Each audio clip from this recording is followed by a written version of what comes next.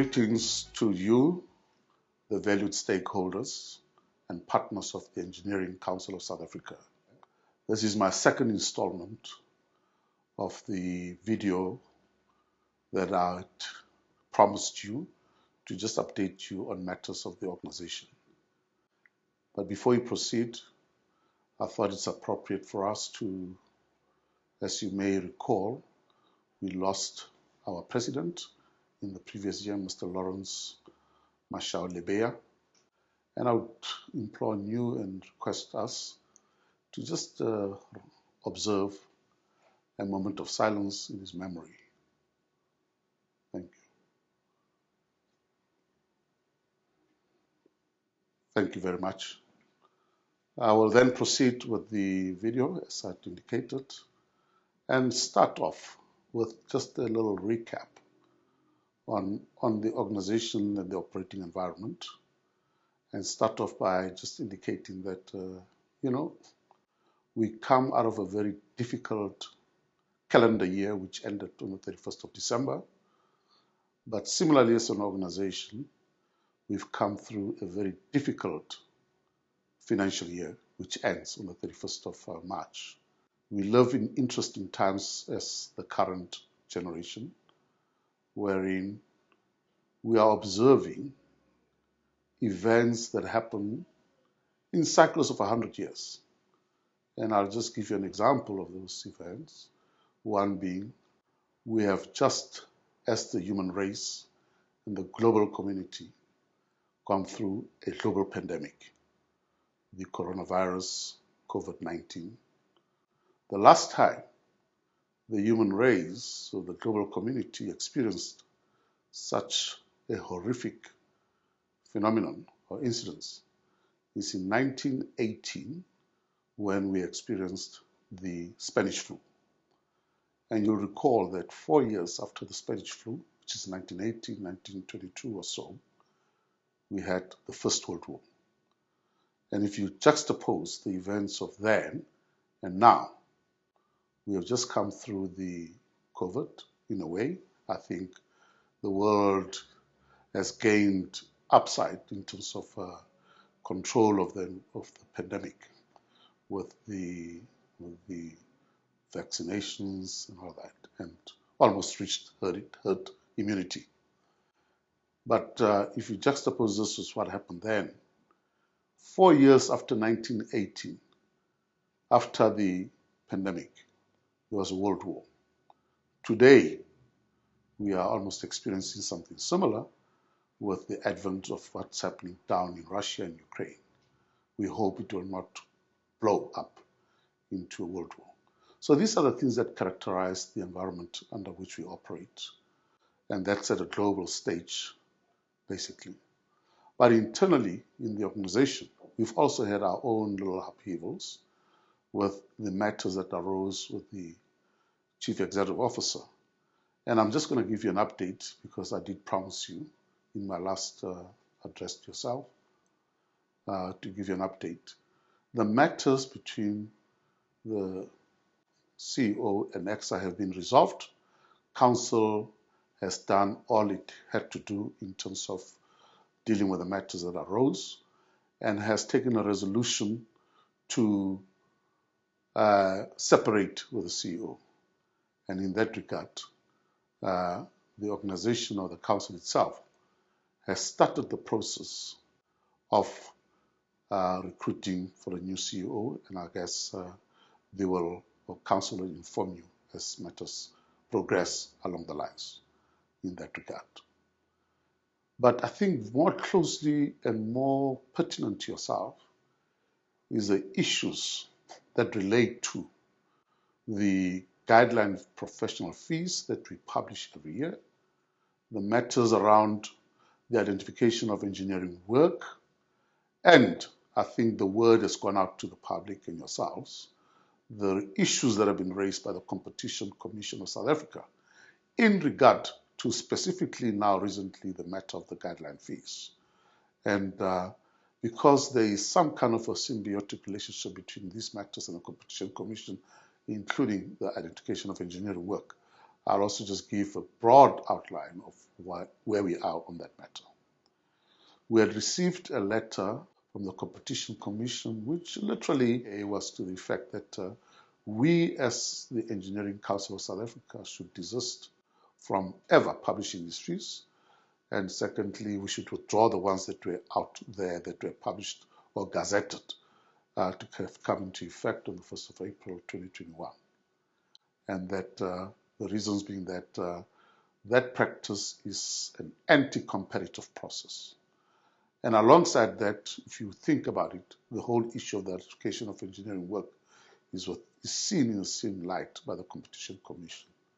We have since responded to that letter from the Competition Commission, but besides giving it a response from ourselves as the Engineering Council of South Africa, we have actually escalated the matter to make it a transversal issue around the Built Environment Professional Councils under the auspices of the Council for the Built Environment and the Public Works family.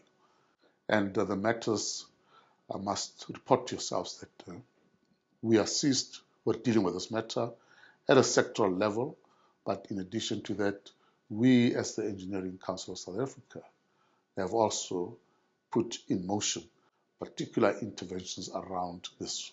And important of these interventions is to seek an audience with the Competition Commission, because as far as we are concerned, this issue is about comprehension and understanding of how we do this, and that understanding being something that we need to clarify with the Competition Commission of South Africa.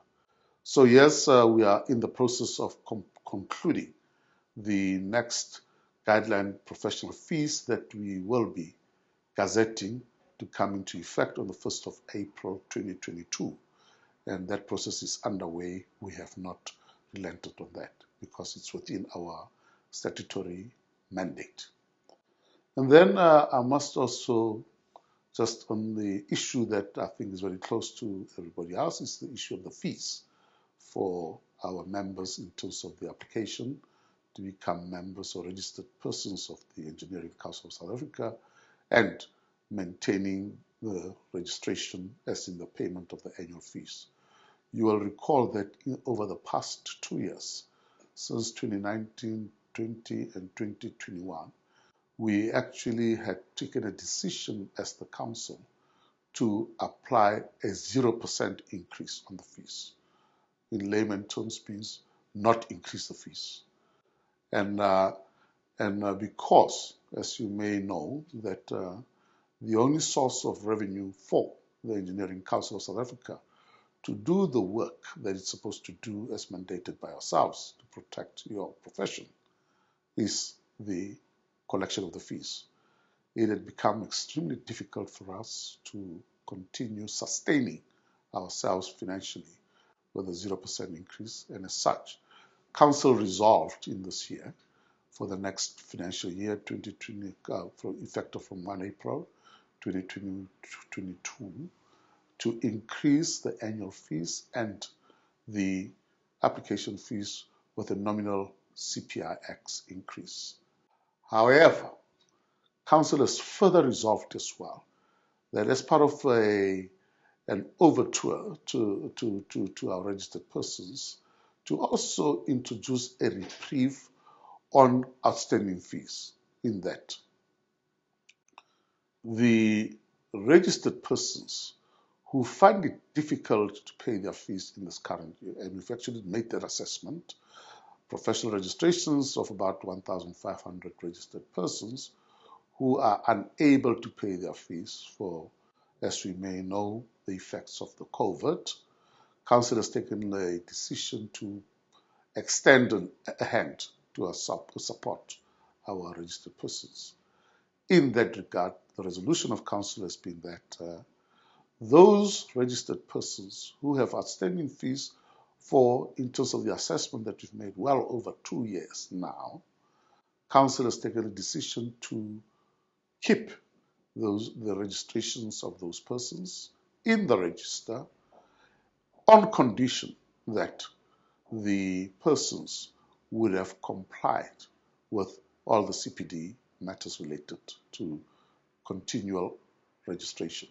The next point that I thought I should also address, which is quite important, is an observation from an analysis that we've conducted of a decrease on the renewal rate of our registered persons on the basis of CPD. So we, our persons, do not really do much in terms of keeping their registrations by renewing their registrations via the CPD route. To date, we've got 2 cycles that we've identified and did analysis of. There's a cycle of CPD for 2014 and a cycle of 2019. And these cycles, we have seen a significant spike in the non-renewal of CPD and non-compliance, and notices to those non-compliant registered persons have been sent with the intention to say, we may have to deregister and cancel registrations, precisely because we have a responsibility as the regulator, which responsibility is about public safety. And it's important that our members keep abreast of the developments within the profession, and that is done through the CPD. But to widen access to CPD providers, because members have raised the issue as part of an outcome of our roadshows that we did 3 years ago, that there was inaccessibility of CPD providers, and there was a challenge. We have then widened the providers of CPD to include institutions of higher learning to be providers of CPD. And in that sense, the more, and you bring down the cost as well. And I think that's what you've done. You will, when you go onto our website, see a comprehensive list of who the CPD providers are, and we've published this in our website, as I've indicated. With respect to support of our candidates, something very strange that happens is that we have done an analysis of our candidates who are on our database. And each year, we almost register an additional new candidates, so about plus minus 4,000. But strange enough, there's about plus minus 4,000 that are also exiting. And in that regard, we have put together support structures to be able to support our candidates to undergo structured training at their places of employment. You'd know that we have entered into memorandums of understanding with somewhere in the order of about 1,400 employer bodies who actually employ our candidates through what we term commitments and undertakings. And they do provide us with commitments and undertakings that they want to give to ensure that the candidates go through the processes that are compliant towards the registration that ECSA runs, professional registration. So that's what we're doing. And to that extent, we've actually introduced a model of academies. The first academy that we have recognized in this current year, which will start to run at full steam, is the Boitumelo Academy. We would actually like to increase the numbers of our academies in support of our candidates. On the important matter of our international relations, I think that's a very important thing. You'll recall, or you do know, that ECSA is an affiliate of the International Engineering Alliance, and that affiliation is something that we closely guard to make sure that we are and seen to be, upholding the highest standards of our, the education programs that we are accrediting towards the engineering qualifications, as well as the competence practices of our registered persons. And all of this was within the criteria and standards set by the International Engineering Alliance. And I must state that we have become very active as part of the strategic focus of this council in terms of our engagements at the IEA level. The IEA will be conducting its annual meetings around June, as it happens every year, where very critical matters of substance around the different accords and the agreements, competence agreements, are being dealt with. And we are going to be sending, as ECSA, a very strong delegation that will be engaging in these kind of discussions and taking positions thereon. Again, on the international front, the World Federation of Engineering Organizations, we've also taken turned the corner around this one, wherein we want visibility and engagement at this level, at a global level. We've sent a delegation of the Council to the AGM that happened now in March.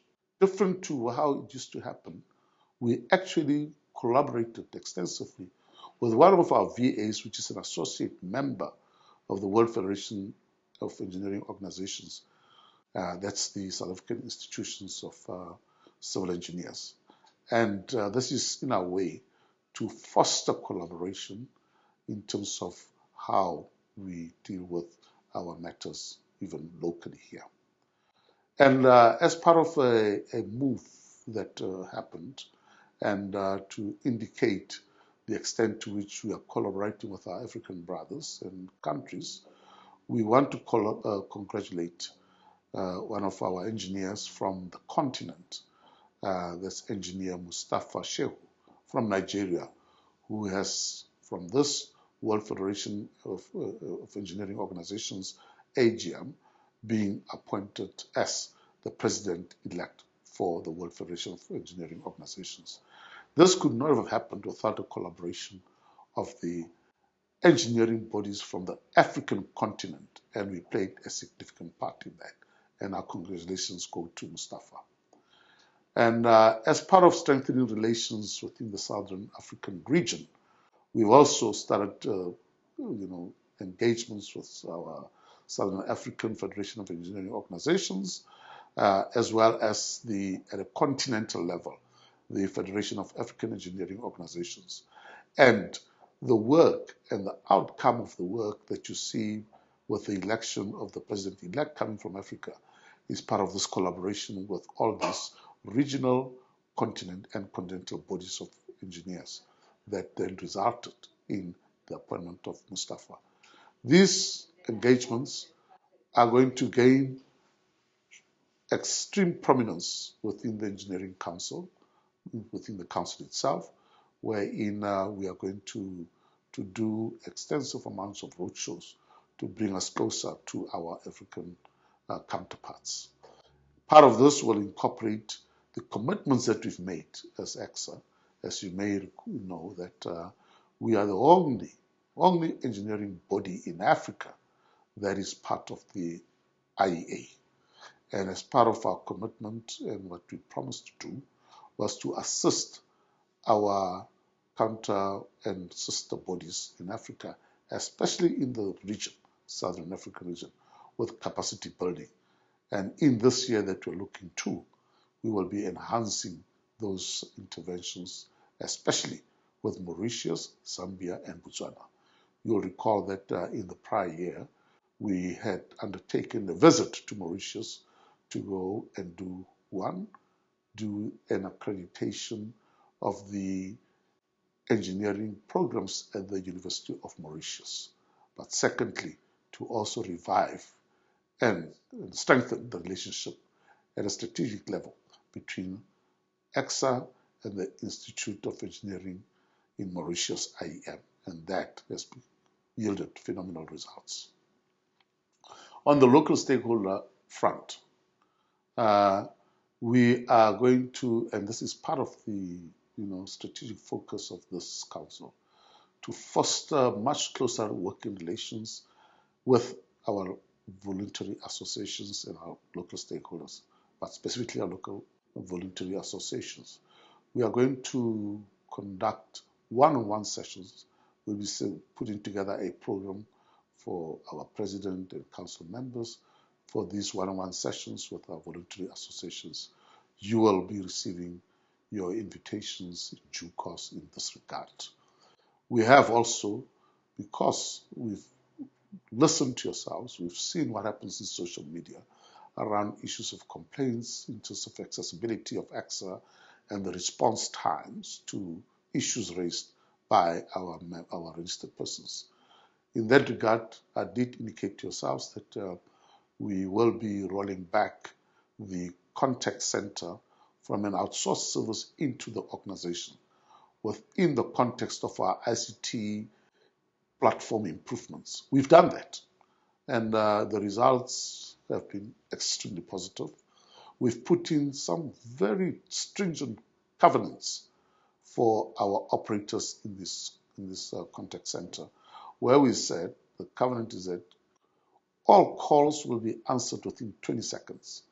And we've got a monitoring system that has indicated that from the time of October that we really had the contact center running to date, we really have had none of the issues where the calls were outside of the 20 seconds covenant that we have. The second covenant that we've put in place, the calls that are being abandoned will be less than 5%. And again, given our monitoring and our reporting mechanism that hooked onto the ICT infrastructure that we utilize for the contact center, the results have been quite phenomenal that does not happen. So indeed, colleagues and friends, we have demonstrated and indicated to yourselves that part of what we're going to do to modernize the Engineering Council of South Africa into a fourth generation organization running very enhanced processes and predicated on a very enhanced ICT platform. That intention has been carried out quite extensively, and it's a journey that we've set for ourselves over the next 3-year period, and it has started in all earnest. One of the things that I indicated to yourselves was around the issue of the voluntary associations engagements. And I think this is why we want to have these one-on-ones. It is, in actual fact, one of the key pillars of the intentions that our late president had, that he wanted to strengthen the relationship of ECSA with all VAs. And part of the reason why we want to do these engagements is to live that intention of his and also keep his legacy alive, and that's why we want to do this. We have also, just as a bit of a digression around other matters as I've dealt with the VAs and all that, there's been a number of overlaps that have been identified within the Built Environment Professional Councils. As you know, there's 6 of us under the auspices of the Council for the Built Environment, which is a coordinating body of all built environment councils on behalf of the Department of Public Works and Infrastructure. If you look at the acts of these councils, they are more or less cut and paste and the same. And there are certain instances where a number of overlaps have been identified. We are aware of these overlaps, and I can mention one or two of them. One is the issue about VA recognition. We are, as councils, approaching the same VAs, and it creates a bit of a challenge and confusion. But in addition to that, there's also an issue of scope of work, that the approach has been, or the report has been, as I serve on the Registrars Forum as the CEO, and also we have the President's Forum of the Presidents of all the Built Environment Councils. And one issue has been raised about the scope of work that happens around this, where there's commonality. And the complaint has been that the engineers who are under the Engineering Council of South Africa, who are registered persons and people who operate the business and the trade of engineering, they are crowding out everybody else. And that complaint has been put forward. We have identified that as an issue that we will be putting forward again at the Registrars Forum for us to come up with solutions as to how to deal with overlaps in this area. And I think it's something that will stand us all in good stead and not create structural fissures because of other councils feeling that their work has been taken away from themselves. Colleagues, I thought I should share these broad things with yourselves, just as an update to yourselves that the organization is on the matters that the organization is seized with. I did indicate to yourselves that right at the beginning that we will and we are going to stabilize this environment, this organization. It is stable. It's running. You can see the breadth and the scope and the depth of the work that we are doing. And the results will be quite, overt to yourself in no time, if already not been seen.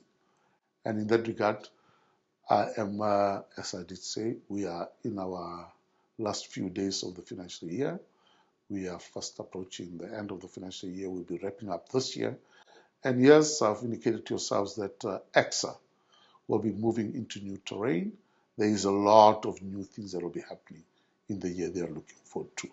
And we want you to be party to this and walk this path along with us. Thank you.